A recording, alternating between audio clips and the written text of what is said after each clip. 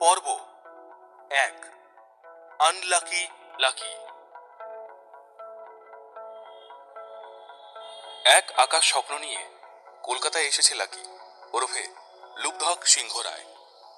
তবু তার চাহনির মধ্যে এমন কিছু আছে যা দেখে লোকে বলে, গায়ের ছেলে বলে তো মনে হয় না, তুমি কি কলকাতারই? যদিও দেখতে যথেষ্ট স্মার্ট আর আকর্ষণীয়, কিন্তু ছেলেটার পকেটে বিরাট টান। খরচের যোগান দিতে সে কাজ করে একটা ওষুধের দোকানে। লাকির সমবয়সীরা যখন কলকাতার নাইট ক্লাবে পার্টির সঙ্গে কোমর দোলায়, সে তখন একটা বদ্ধ মেডিকেল স্টোরে আর কলেজের গণ্ডিতেই আবদ্ধ রয়েছে।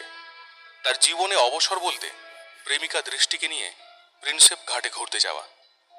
বড্ড শখ। শহরের বুক ফুঁড়ে হাই স্পিডে বাইক ছোটাবে সে।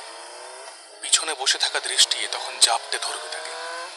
মাঝে মাঝেই মনে মনে লাকি বলতে থাকে, একদিন আমারও সময় আসবে যখন মা ফ্লাইওভারে দৃষ্টিকে পিছনে বসিয়ে জোরে বাইক চালাবো, সারা শহর তখন আমাকে দেখে জ্বলবে।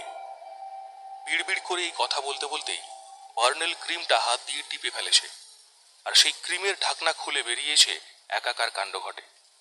প্রচন্ড রেগে গিয়ে ওষুধের দোকানের মালিক তার মাথায় একটা চাটি মারে। আরে কথা, এটা কি করছিস? ওটা কি স্পঞ্জের বল নাকি যে টিপবি?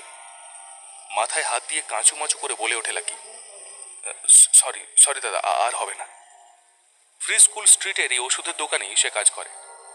অনেকদিন ধরেই সে একটা ভালো চাকরির চেষ্টা চালিয়ে যাচ্ছে, কিন্তু শিখেই যেন কিছুতেই ছিঁড়ছে না। দাঁত কিড়মিড় করে দোকান মালিক বললেন, এই বার্নাল ক্রিমটার টাকা কে দেবে? তোর বাবা।